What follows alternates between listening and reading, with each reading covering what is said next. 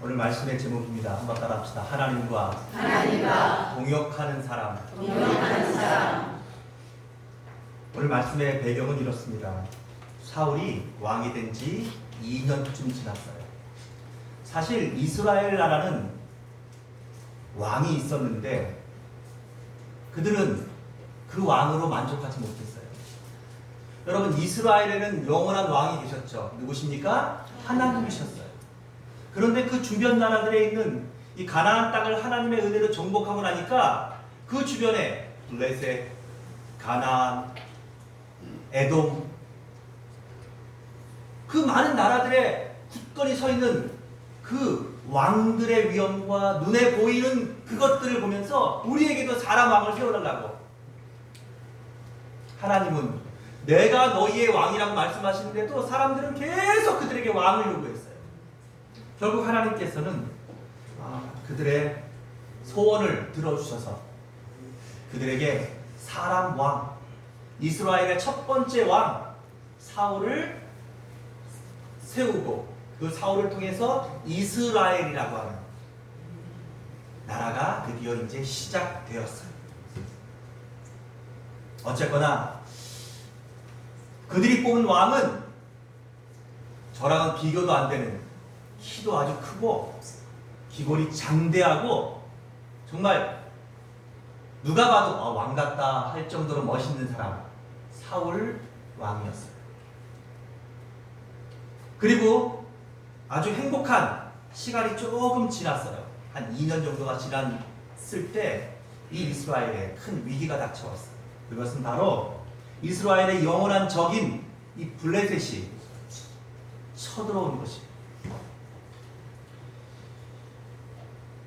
오늘 사무엘상 13장 5절에 보면 이 블레셋 군의 규모가 나오는데 이걸 요즘 말로 번역을 해서 이제 쉽게 설명하면 전차가 3만, 기병이, 그러니까 말을 탄 그 군인이 6,000명, 그리고 군사는 너무 많아서 오늘 성경에는 해변의 모래만큼이나 많았다 그랬어요. 그러니까 블레셋의 대군이 쳐들어온 거예요. 자, 그런데 그 블레셋 군대를 맞이하는 이스라엘의 군대의 규모가 너무 대조적이에요. 사무엘상 14장 2절에 보니까 군사가 몇 명이라고요?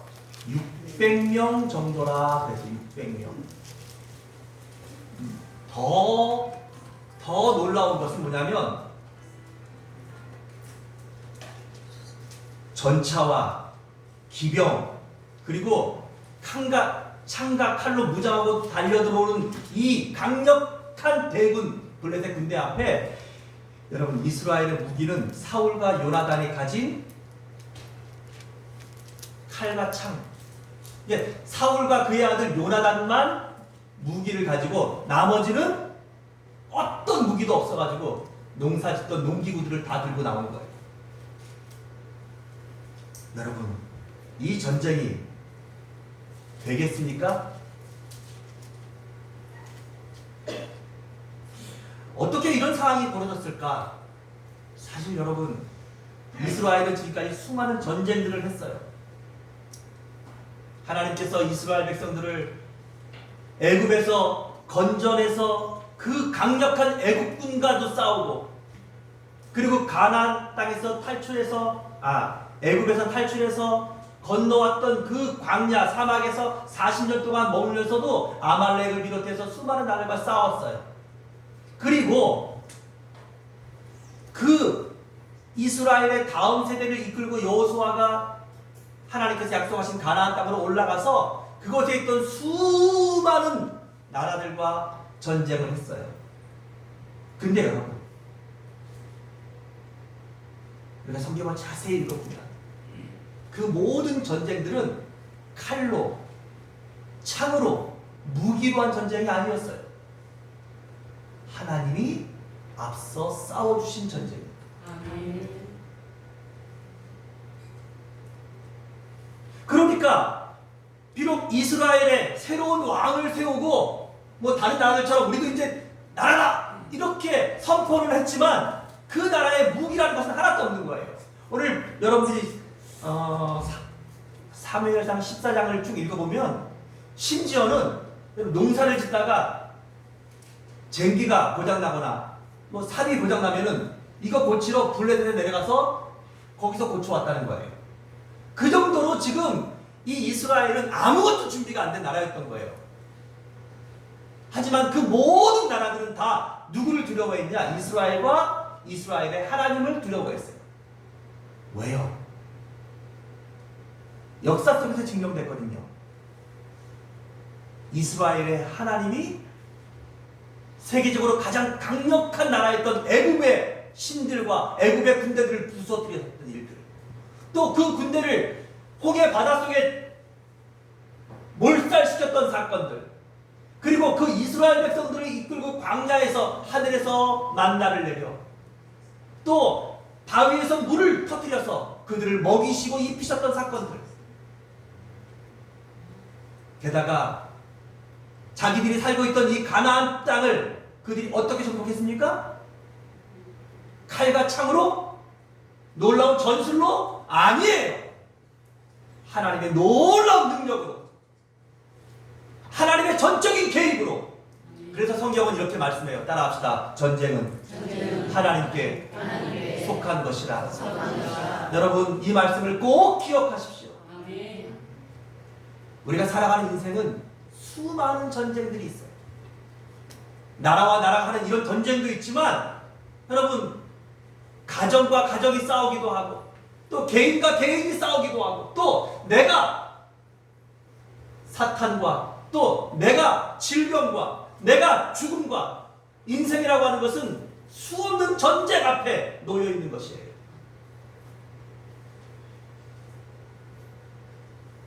그때마다 우리가 꼭 기억해야 될 우리의 하나님을 여러분들 잊지 마시기 바랍니다. 여러분들이 싸웠던 거 아니에요. 여러분들이 지금까지 그 많은 전쟁들을 다 여러분들이 잘라서 오늘 이 이스라엘이 너무 대단한 나라이고 너무 힘이 세고 강력한 무기들이 많아서 애굽과 싸워 이기고 가나안 땅을 정복했던 게 아니에요. 그들의 진짜 왕 하나님께서 싸우셨던 거예요. 그래서 지금 이스라엘은 어떤 무기도 없는 거예요. 그리고 군대를 모집했더니 600명 오합지졸들이 농사짓다가 그 농사짓던 농기구들 들고 지금 모였던 거예요. 그러니 이 전쟁이 되겠습니까? 사랑하는 여러분, 하지만 이스라엘 백성에게는 여전히 가장 강력한 무기가 있어요. 가장 강력한 힘이 있어요. 무엇입니까? 바로 하나님이십니다. 오늘 이 전쟁의 결과는 어떻게 끝납니까? 14장 16절로 23절을 여러분들이 읽어보시면 이스라엘의 대승으로 끝나게 돼요. 그 이유는 두 가지예요. 하나는 하나님의 은혜예요. 아멘. 애국과 싸우셨던 하나님이, 가나안의 수많은 나라들과 싸웠던 그 하나님이 블레셋과 싸워 주셨던 거예요. 두 번째는 오늘 사무엘상 14장이 소개하는 한 사람 때문에 하나님께서 이 승리를 이스라엘 백성들에게 안겨주십니다. 그 사람의 이름이 바로 요나단이에요. 누구라고요? 요나단이에요. 이 요나단은 사울의 아들로 이스라엘의 두 번째 왕이 될 위대한 사람이에요. 오늘 이 요나단에 대해서 45절에 전쟁에 함께 참여했던 사람들이 말합니다. 요나단은 따라합시다. 하나님과 동역한 사람이다. 뭐라고요? 예, 오늘 본문은 이렇게 말해요. 여호와의 살아계심을 두고 맹세하옵나니 그의 머리털 하나도 땅에 떨어지지 아니할 것은 그가 오늘 하나님과 동역하였습니다. 뭐라고요? 하나님과 동역했다는 거예요. 동역, 하나님과 함께 일했다는 것이에요. 동역, 하나님과 함께 걸었다는 것이에요. 하나님과 함께 했다는 것이에요. 그리고 그의 이름이 요나단이에요. 오늘 저는 요한 남전도의 환신제비를 맞이해서 이 하나님과 함께 일했던 사람, 하나님과 함께 살았던 사람, 하나님과 함께 걸었던, 그래서 그가 하나님과 동역했음을 온 이스라엘 백성들이 인정했던 이 위대한 믿음의 사람 요나단의 믿음의 특징들을 여러분들에게 소개하면서 오늘 여러분의 믿음도, 오늘 이곳에 예배하는 여러분과 저의 믿음도 그러한 믿음이 되기를 주의 이름으로 소원해 봅니다. 아멘. 오늘 요나단의 믿음의 첫 번째 특징은 따라합시다. 요나단은 용기 있는 자였다. 용기 있는 자였다. 요나단은 용기 있는 자였다는 것이에요. 이 말씀이 시작되는 사무엘상 14장 1절부터 보면은 우리가 우리말 성경으로는 그 어감들을 자세히 보기 어렵지만 이 히브리 성경으로 보면 지금 상황이 이런 거예요. 블레셋 군대가 지금 대군을 이끌고 와서 지금 서로 대치하고 있는 상황이에요. 근데 참 아이러니한 것은 뭐냐면 여러분, 블레셋은 지금 엄청난 대군을 이끌고 왔어요. 그쵸? 기병도, 전차도, 그리고 그 군인들의 수도, 칼과 창으로 무장한 군인들의 수도 엄청나요. 그런데 그들이 지금 먼저 이스라엘을 쳐들어오지 못하고 지금 이스라엘 600명의 군사들과 대치하고 있어요. 왜 그랬을까요? 그들이 두려워하는 것은 지금 사울과 600명의 군사가 아니라 누구예요? 그들이 그렇게 귀로 듣고 그들이 뼈저리게 경험했던 이스라엘 하나님의 무서움 때문에 그들이 지금 멈칫하고 지금 쳐들어왔는데도 여전히 머물고 있는 거예요. 근데 반대로 그 반대편에 있는 이스라엘의 왕인 사울과 그 600명의 군사들도 지금 그곳에 여전히 머물고 있는 거예요. 왜 그렇습니까? 블레셋의 군대가 너무 많은 거예요. 그들의 무기가 완전 신무기로, 아니 농사 짓다가 농사 그 기구들 들고 온 이 사람들에 비해서 마병도 있고 기병도 있고, 지금 그래서 누구 하나 이 전쟁에 감히 나서는 자가 없이 지금 대치 상태가 계속 되고 있는 상황인 거예요. 이해하셨죠? 그런데 그때 14장 1절에 보니까 요나단이, 사울의 아들 요나단이 자기의 무기를 든 소년에게, 누구에게?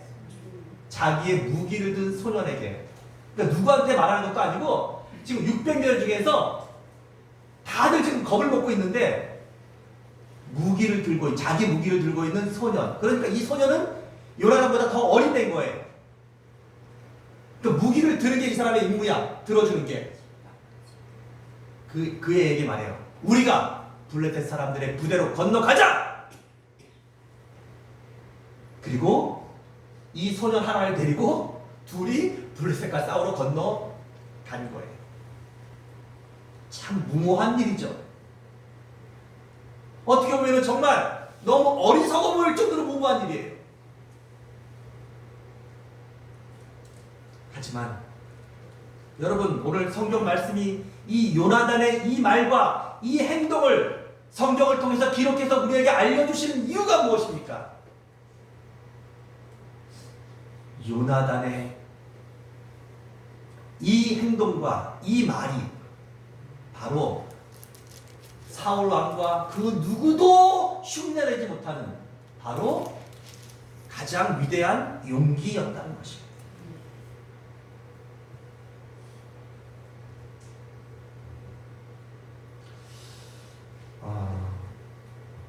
미국 사람들이 많이 쓰는 말들 중에 이런 말이 있어요.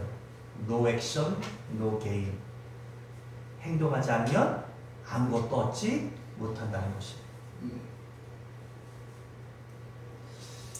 우리가 신앙생활을 할 때 굉장히 많은 사람들이 신앙생활을 하면서 가장 안전한 것을 선택해요. 그게 어떻게 보면 지혜로워 보여요.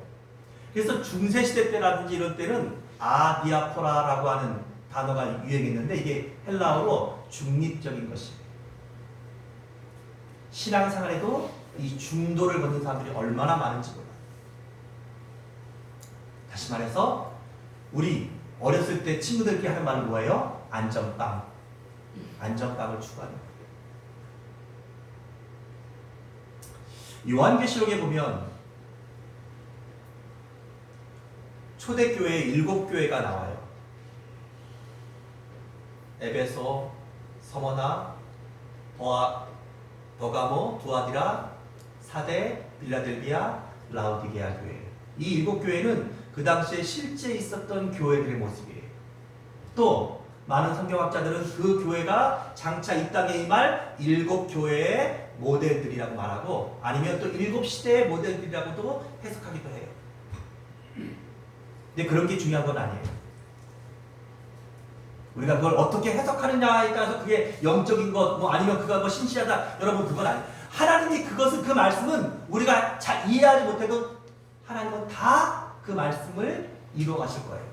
그런데 그 교회의 마지막 교회가 바로 라우디게아 교회인데, 이 교회를 향해서 하나님께서 그 15절에 이렇게 말씀하셔요. 요한계시록 3장 15절인가요? 내가 내 행위를 아노니 내가 차지도 않고 먹지도 아니하도다. 그러면서 그 다음 절 16절에 내가 내 입에서 너를 토하여 버리리라. 그러면서 19절에 무릇 내가 사랑하는 자를 책망하여 징계하노니 내가 열심을 내라 회개하라 라고 말하면서 이 중립적인 것, 차지도 않고 덥지도 않은 여기서 벗어날 것을 요구합니다. 사랑하는 여러분, 나는 우리 요한 남전도회가 여러분의 남은 인생 하나님을 섬기며 살고, 또 여러분들에게 주어진 일들을 감당할 때 어떻게 하면 내가 가장 안전하고 내가 좀 이렇게 좀 피해도 좀 덜 보고 손해도 덜 보고 이런 길을 찾는 중립적인 사람들이 되려고 애쓰지 말고, 나는 하나님 앞에 여러분들이 열심을 내는 사람들이 되기를 바라요. 그걸 우리가 다른 말로 용기라 이렇게 말하는 것이에요. 오늘 사무엘은, 아니 오늘 이 요나단은 여러분 왕의 아들이에요. 다른 사람들의 목숨들도 중요하지만 이 왕의 아들의 목숨은 얼마나 중요한 목숨이에요. 그렇잖아요. 왕을 이어서 다음에 왕이 될 귀한 신분이고, 또 그 전쟁에 앞서지 않아도, 그렇죠? 누구 하나 뭐랄 것 없는 사람이 바로 이 요나단이에요. 하지만 요나단은 용기를 내서 블레셋의 진영에 자기의 무기를 든 소녀가 함께 들어갑니다. 용기 있는 자가 오늘 하나님이 함께 하시는 사람이에요. 그러니까 이 용기라는 것이 뭐겠어요?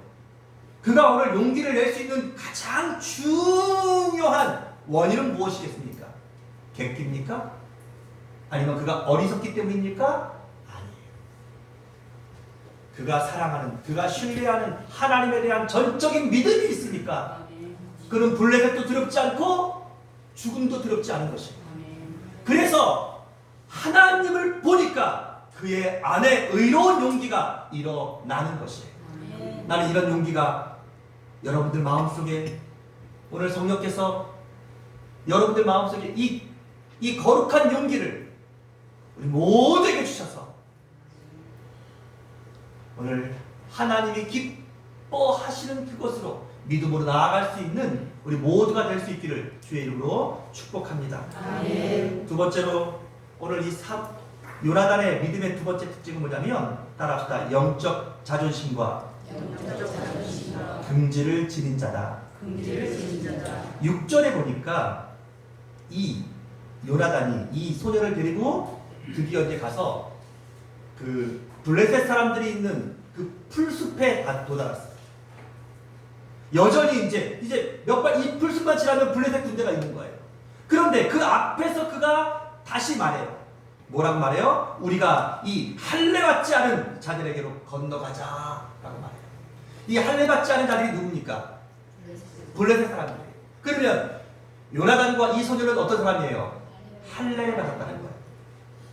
여러분, 이 할례는 지금은 이 할례라는 것이 중요하지 않지만 그 당시 이스라엘 백성들에게는 이게 우리에게 세례 같은 거예요.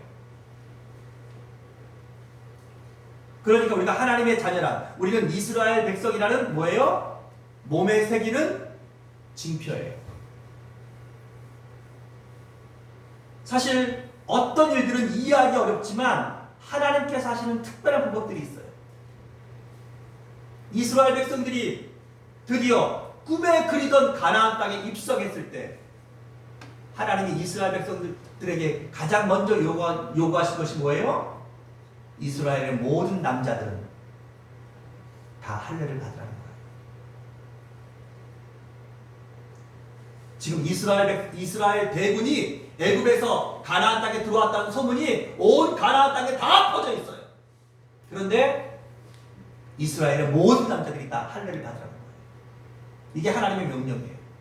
이게 여호수아가 가나안 땅에 들어가서 첫 번째 내린 명령이에요.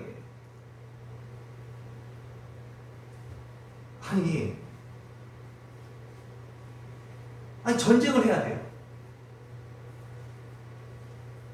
여러분 혹시 아주 어렸을 때 할례를 받아서 그 할례 받은 기억이 없는 분들은 모르겠지만 군대 가서 할례 받으신 분들, 남자들 중에 이런 분들은 나이가 들어서 이런 분들은 이 할례 받으면 이 고통이 얼마나 가끔 전철을 타시면 다리를 쫙 벌리고 앉아있는 아주 무례한 젊은이를 보시게 될 거예요. 둘 중에 하나예요. 진짜 무례하든지 아니면 지금 병원에 가서 할례 받고 온 거예요. 그때는 여러분 진짜 꼼짝도 못해요. 아기가 덤벼도 아기한테 못 이겨요. 그러니 이런 할례를 왜 하나님은 이스라엘 백성들에게 받게 하셨을까요? 그래서 일주일 동안 그 이스라엘 백성들은 거기서 꼼짝도 못하고 있어요. 사랑하는 여러분, 하나님이 그들의 믿음을 테스트하는 것이기도 하지만 또 하나는 뭐예요? 그만큼 내가 이스라엘 백성이라는 이 긍지와 자부심이, 그 구별이 하나님께는 중요한 것이었던 거예요. 이스라엘 백성들에게는 중요한 것이었던 거예요. 지금 이 요나단이 블레셋 사람들을 향하여서 할례 받지 않은 자들이라고 말해요. 그것은 오늘 나는 하나님의 백성이다라는, 나는 블레셋 백성과는 다른 하나님의 사람이라는 어떤 뭐예요? 영적인 자부심이고 영적인 뭐예요? 자존심인 것이에요. 사실 이 부분들이 좀 어려워요. 이 자존심이다, 자부심이다 하는 이 단어가 자존심, 자부심이라는 단어와 또 교만이라는 단어가 한 단어예요. 뭡니까? 프라이드라는 단어예요. 그만큼 자부심이라는 것이 거기서 조금만 넘어가면 뭐가 되는 거예요? 교만이 되는 거예요. 그래서 교만과 자부심의 경계는 정말 어려워요. 그리고 그 자부심을 너무 가지면 누구나 또 나도 모르게 교만해져 있는 거예요.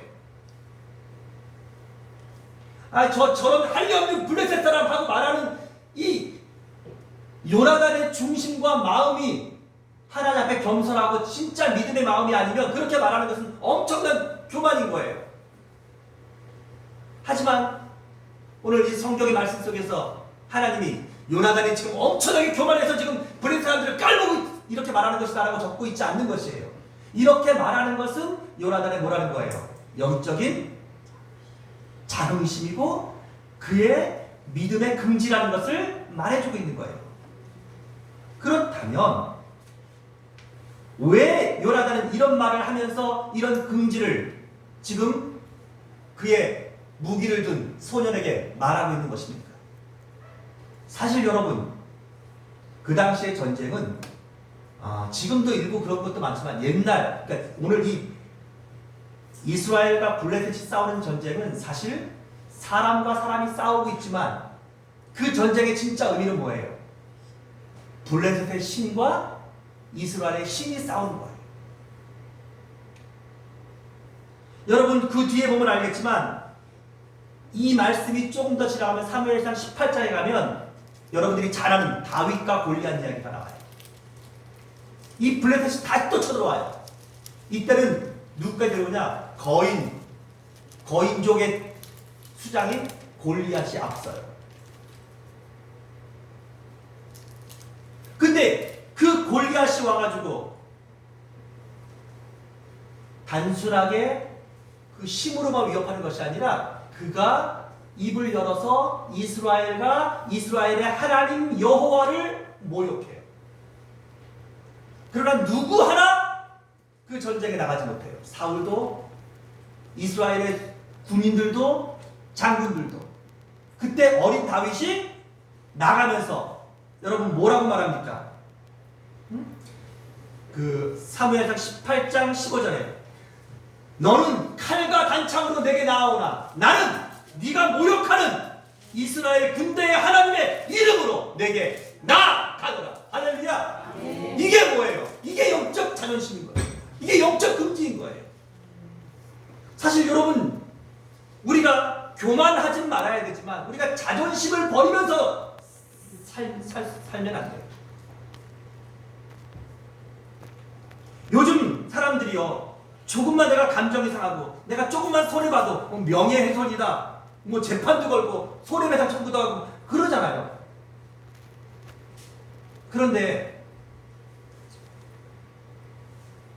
교회를 욕하고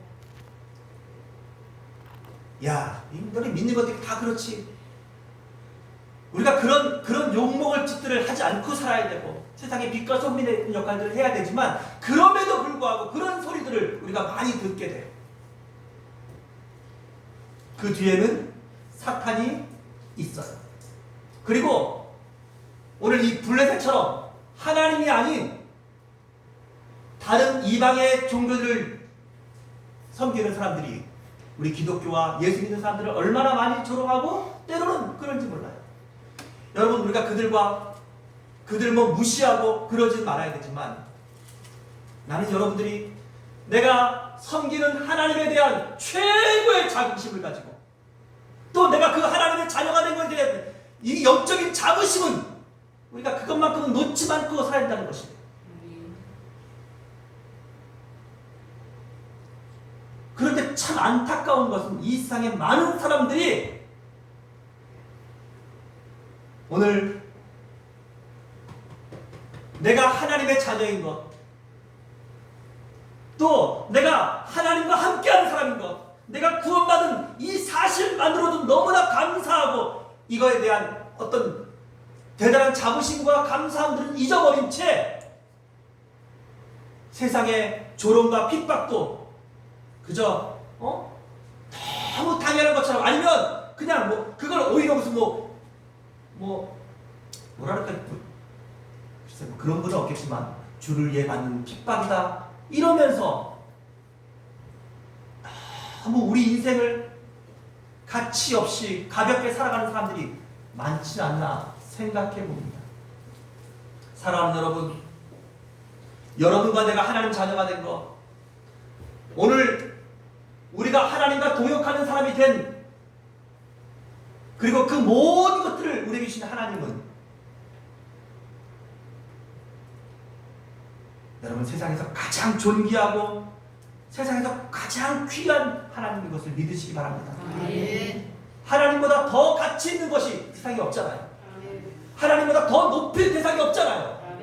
그렇다면 여러분 이제 우리가 그게 교만이 아니라 영적인 자부심을 갖는 그리고 그 자부심 속에서 우리가 감사하고 살아가고 또 우리에게 맡겨진 일을 최선을 다하며 살아갈 수 있는 여러분들과 제가 될 수 있기를 주의 이름으로 축복합니다. 아멘. 세 번째로 이 요나단은 큰 믿음을 소유했어요. 그에게 믿음이 있었지만 그의 믿음이 큰 믿음이라고 성경은 소개하고 있어요. 보십시오. 6절에 말씀해 보니까 우리 14장 6절에 뭐라고 말씀하고 있나요? 같이 한번 읽어봅니다.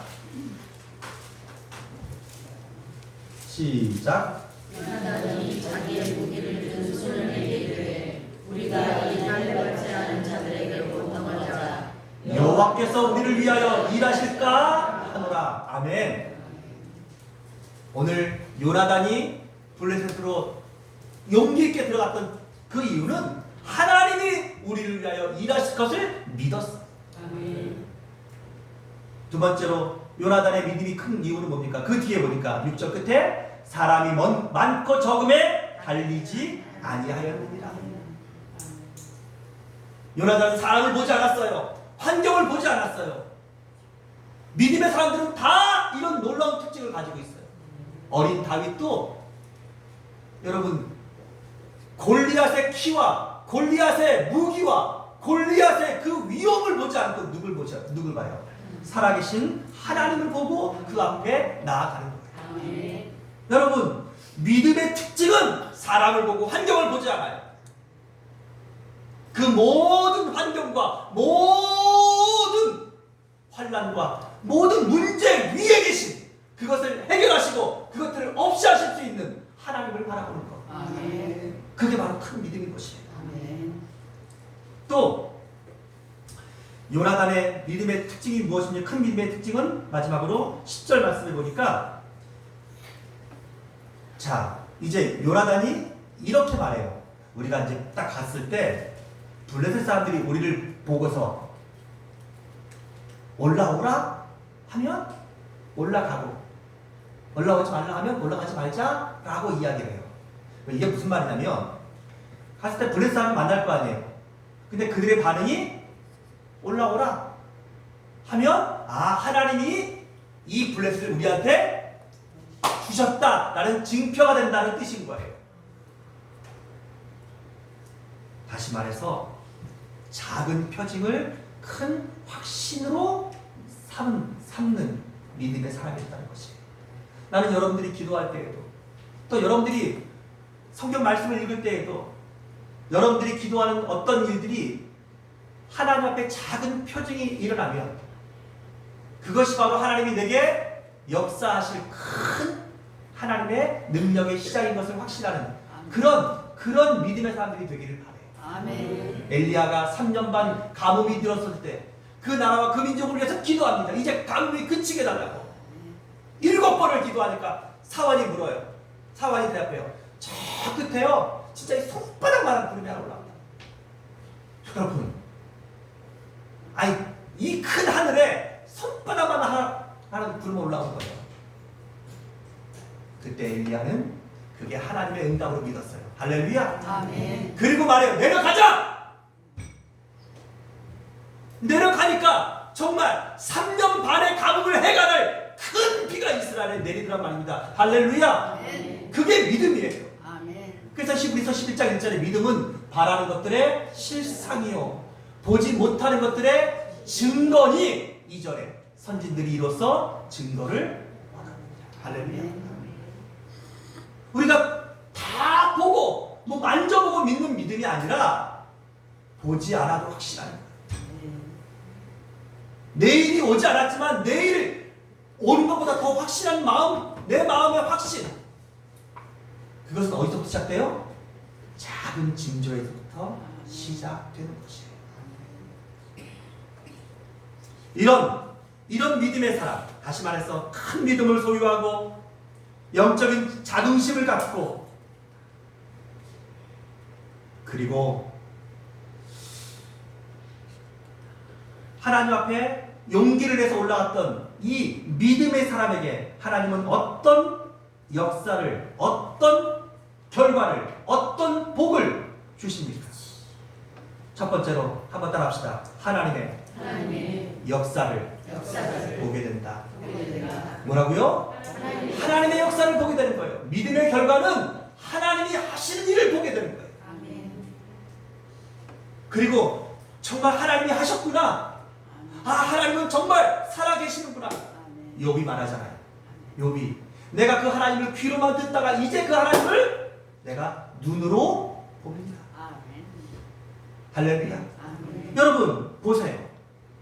이제 8절 12절에 가니까 드디어 올라갔더니 블레셋 사람이 있는 거예요. 그들이 그거 뭐라 그래요? 올라오라 말하는 거예요. 그 하나님 뜻을 믿고 올라가요.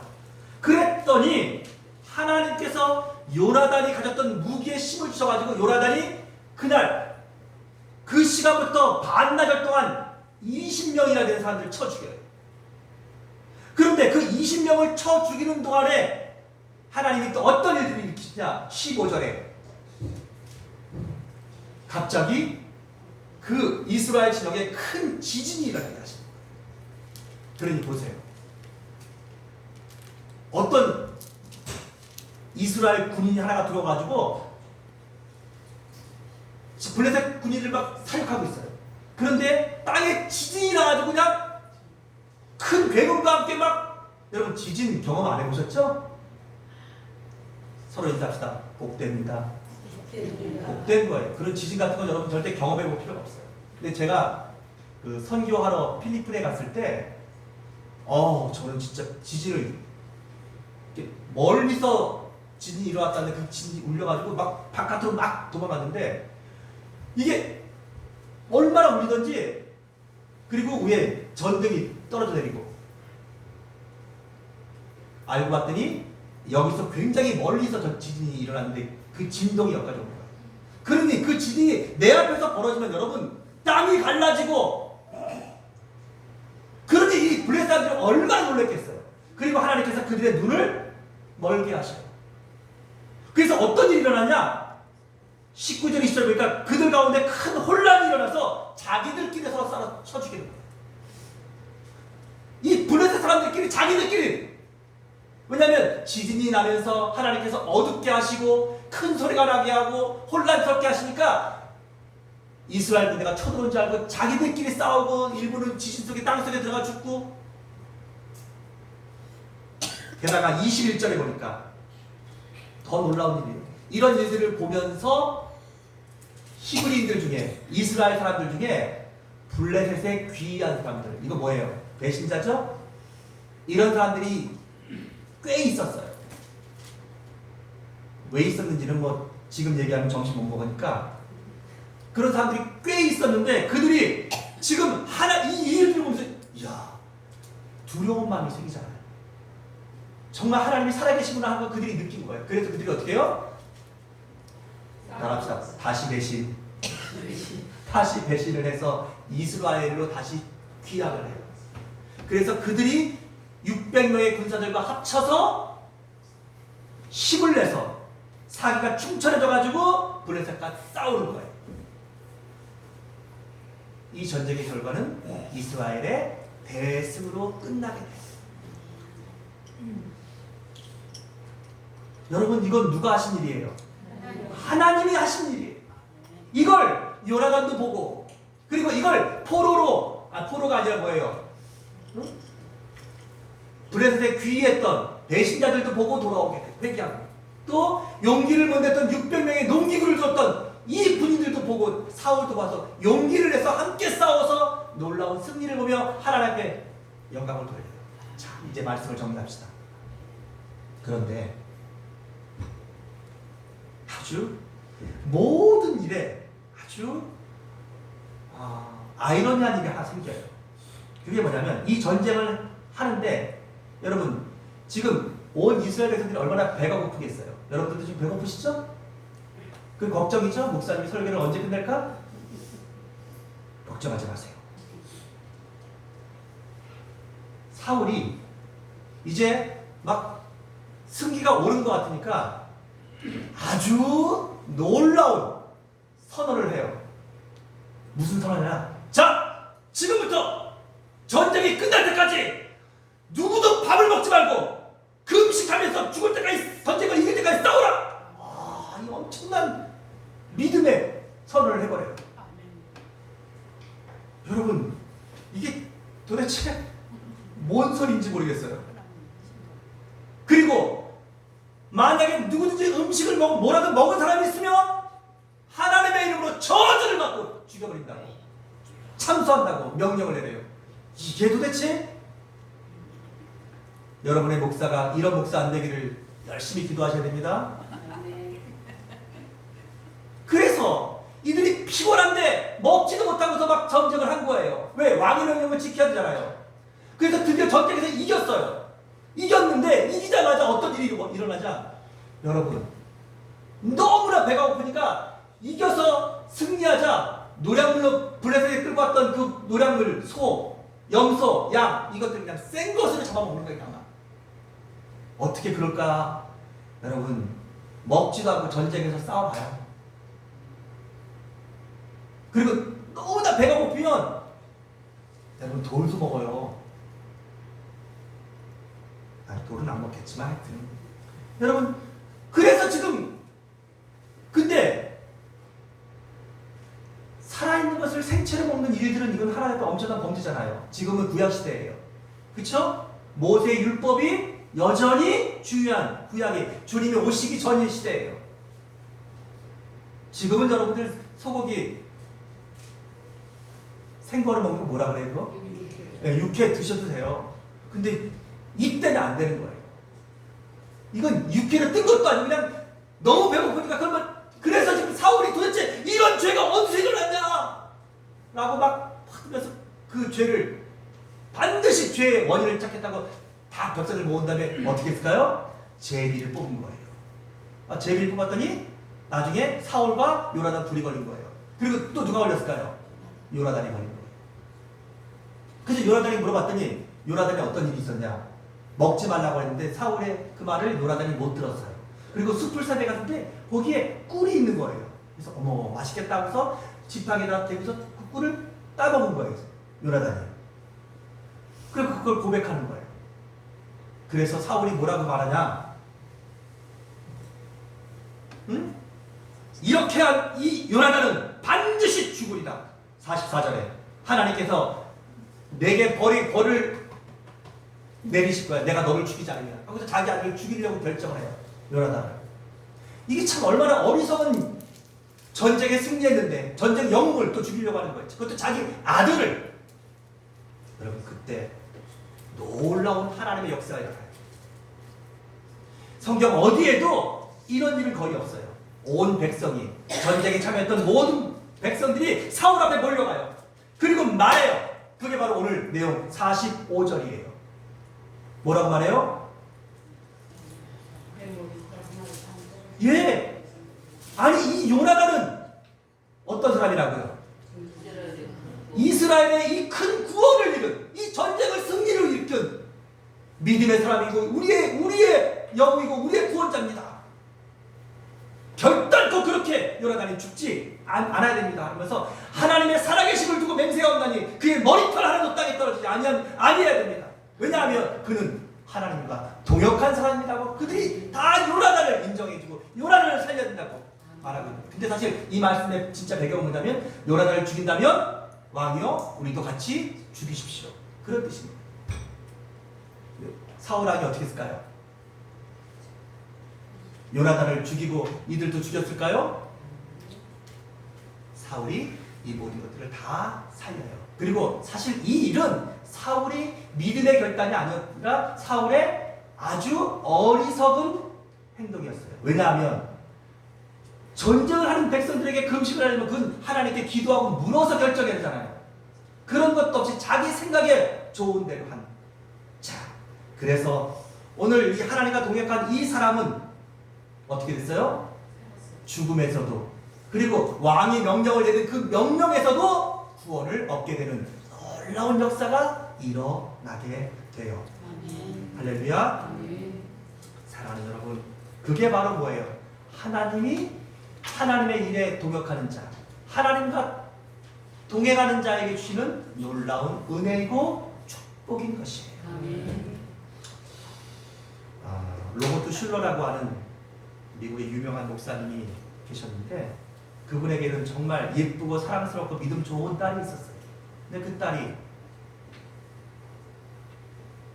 생각지도 않게 갑자기 교통사고를 당해서 한쪽 다리를 절단해야만 했어요. 다행히 하나님은 생명을 살려주셨어요. 그리고 그 다리에 의적을 꼈어요. 그러니까 의적을 껴서 걸을 때마다 너무 우스꽝스럽게 걷고 안쓰럽게 걷는 거예요. 그런데도 그녀는 더 성실하게 하나님 앞에 또 맡겨진 일을 잘 감당했어요. 하지만 그 모습을 볼 때마다 사람들은 애처로워했고 그 모습을 볼 때마다 어떤 사람들은 너무 안쓰러워하고 걱정하고 그랬어요. 그래서 가끔 어떤 사람들이 그녀에게 그렇게 물었어요. 아유, 그렇게 걸어서 어떻게 아니 하나님이 어떻게 또 이런 일들을 너한테 주셨을까? 아유. 그때마다 로버트 슐러 목사님의 딸은 웃으면서 오히려 그를 위로하며 이렇게 대답했답니다. 집사님, 어떻게 걷느냐가 중요한 것이 아니라 내가 지금 누구랑 걷고 있는 것이 더 중요한 것 아니겠습니까? 사랑하는 여러분, 또 오늘 요한 헌신 예배를 드리면서 다시 한번 헌신을 다짐하는 우리 요한 남전대 성도 여러분, 우리가 무엇을 하느냐도 중요해요. 또 얼마나 하느냐도 중요해요. 그러나 더 중요한 것은 무엇입니까? 내가 지금 누구와 함께하고 있는가? 내가 지금 누구의 일을 하고 있는가? 지금 내가 하는 일에, 내가 걷고 있는 곳에 하나님이 함께 하시는가? 그것을 먼저 살피시기 바랍니다. 아멘. 그것이 뭐예요? 동역이에요. 그게 뭐예요? 동행이에요. 하나님과 동역하십시오. 아멘. 하나님과 동행하십시오. 아멘. 하나님이 요나단과 함께 하신 것처럼 우리 요한 남전도와 또 사랑하는 우리 모든 성도들과 함께 하시기를 주의 이름으로 축복합니다. 아멘. 기도합니다. 하나님 감사합니다. 오늘 하나님과 동행하고 하나님과 동역했던 하나님의 사람 요나단을 우리에게 들려주시니 감사합니다. 그 요나단처럼 하나님과 함께하게 하시고 하나님 때문에 용기를 내게 하시고 하나님 때문에 영적인 자긍심을 갖고 살게 하시고 하나님 때문에 하나님 제가 믿음으로 승리하여서 하나님이 일하시고 하나님이 영광 받으시는 것들을 보는 우리 모든 요한남전대회와 우리 초대교회 모든 성도들이 다 될 수 있도록 축복하여 주시옵소서. 아멘. 오늘 내가 하나님과 함께 있는지 오늘 내가 하나님과 함께 일하고 있는지를 늘 살펴서 오늘 내가 걷는 것이 하나님과의 동행이 되게 하시고 오늘 내가 하는 일이 하나님과 함께 일하는 동역이 되게 해 주옵소서. 아멘. 예수님의 이름으로 기도합니다. 아멘.